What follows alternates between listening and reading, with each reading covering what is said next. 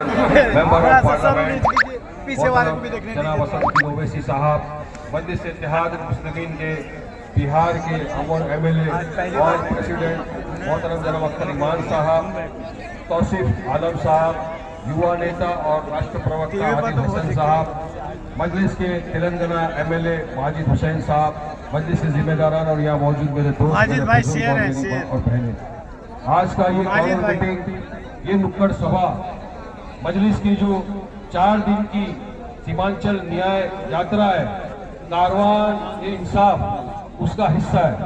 आप देख सकते हैं कि कितनी बड़ी तादाद के अंदर लोग हमसे जुड़ रहे हैं। कल से जब से शुरू किया अल्हम्दुलिल्लाह पब्लिक जुड़ते जा रही है और मोहब्बतों से नवाजती जा रही है, दुआओं से नवाजती जा रही है। ये कारवां चलता जा रहा है क्योंकि सीमांचल बदलाव चाहता है। सीमांचल चाहता है कि कोई ऐसी पार्टी यहाँ आए, एक विकल्प के तौर पर। इतने वर्षों से आपने सबको वोट दिया, अब आपकी पार्टी आपके सामने खड़ी है। वोट दो, ताकत को मजबूत करो। मैं समझता हूँ जोकी के अंदर जो लोग हैं, इसमें काफी लोग मुंबई में रहते हैं बिहार के, बिल्कुल मुझे कांटेक्ट भी करते हैं, मिलते हैं। मैं हमेशा से बोलता हूँ, एक बिहारी अब बदली हो गई, एक बिहारी 200 पे भारी, और जो मजलिस से मोहब्बत करे वो 1000 पे भारी। अब ये बिहार की जनता को, सीमांचल के आवाम को फैसला करना है कि इस मरतबा, पिछली बार भी आपने बहुत दुआओं से नवाजा, वोटों से नवाजा, कामयाबी दी मजलिस को, मगर होता है कुछ लोग अपने ईमान का सौदा कर देते हैं, भूल जाते हैं कि चुनिंदा रुपयों के लिए अपना जो सौदाया करता है उसको दुनिया में और आखिरत में दोनों जगह हिसाब देना पड़ता है। ये जो आपके कमर में, पीठ में खंजर भोंक कर तो चले जाते हैं, ये जो घमंड के अंदर सोचते हैं कि हमारे वोट से, अरे नादानो, ये मजलिस के अवाम ने मोहब्बत से नवाजा था। असद ओवैसी साहब को मोहब्बत से नवाजा था मजलिस ने, जिसकी वजह से आपको इतने वोट मिले, आप जीते और ऐवान असेंबली के अंदर गए। अगर वो मर्द का बच्चा है, इंडिपेंडेंट लड़के का पता चल जाएगा कहां खड़ा है। मजलिस के दिया था, असद साहब को देख के लिया था। हाँ, तो फिर समझना तुम्हारा कुछ नहीं है, टाइट है खींचना तुम्हारा। अब जो मिल गया इतना चलेगा, जिंदगी भर तो नहीं चलेगा ना। मगर एक कहावत याद आती है मुझे, बेटा अपनों को जो ठुकराएगा वहां गैरों की ठोकरें खाएगा। खा रहे ना, मगर आप लोग एक होकर रहिए, इत्तेहाद तौर पर मुत्तहिद रहिए, क्योंकि ऐसे अगर 4 गए तो एक ऐसा भी शेर है मजलिस का बिहार के अंदर, अख्तर ईमान जैसा, ठुकरा दिया हर चीज को। कहा मुझे तो दुनिया आखिरत दोनों में जवाब देना है। जिन लोगों ने मुझे मोहब्बत से नवाजा, अल्लाह ने जिनके दिलों में बात डाली, मेरी मोहब्बत पैदा की और मुझे वोटों से नवाजा, मजलिस ने मुझे इज्जत दी, आज मैं यहाँ पर असेंबली में आया हूँ मजलिस की बदौलत, तो मैं क्यों छोड़ के जाऊँ।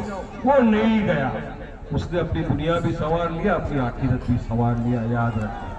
और इतना ही नहीं, एक अकेला शेर बिहार की असेंबली के अंदर गया, 5 साल पूरा अपोजिशन सामने था। नीतीश बाबू, ये सारे आबू बाबू जितने थे सब अपोजिशन में थे, मगर लड़ा। और इतना ही नहीं, 5 साल में 800 करोड़ का बजट अपनी कॉन्स्टिट्यूंसी के लिए पास किया और वह काम करके दिखाया। मजलिस के शेर ने काम करके दिखाया। एक जीत के जाता है तो इतना काम होता है। अगर हमारे 20-25 जीत के चले गए तो इनकी तो नींद चैन सब खराब करके रखते। तो ये चाहते नहीं है, ये चाहते नहीं है कि सीमांचल का विकास हो, ये चाहते नहीं है कि हिस्सेदारी मिले, बराबरी मिले, नहीं देना चाहते हैं।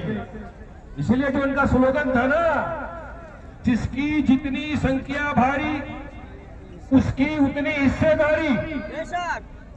अब बताइए अपनी संख्या कितनी है?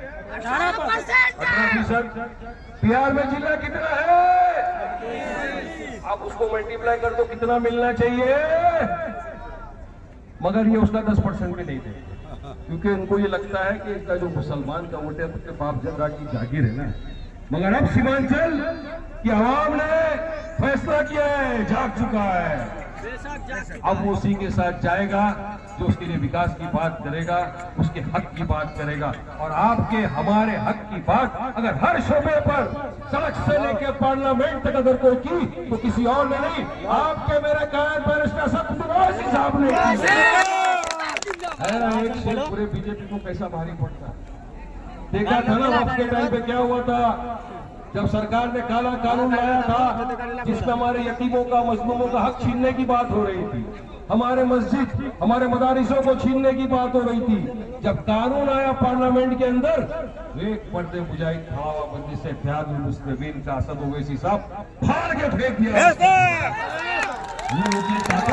ये ताकत आपके साथ है, मगर आपका फर्ज बनता है कि इसका साथ दे।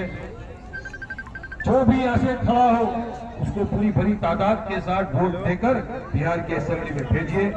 मजलिस मजबूत होगी इंशाअल्लाह ताला, सीमांचल मजबूत होके रहेगा। देंगे ना वोट मजलिस को, जिताएंगे ना ज्योति के प्रत्याशी को। शुक्रिया, अस्सलाम वालेकुम रहमतुल्लाहि व बरकातहू। बहुत बहुत शुक्रिया।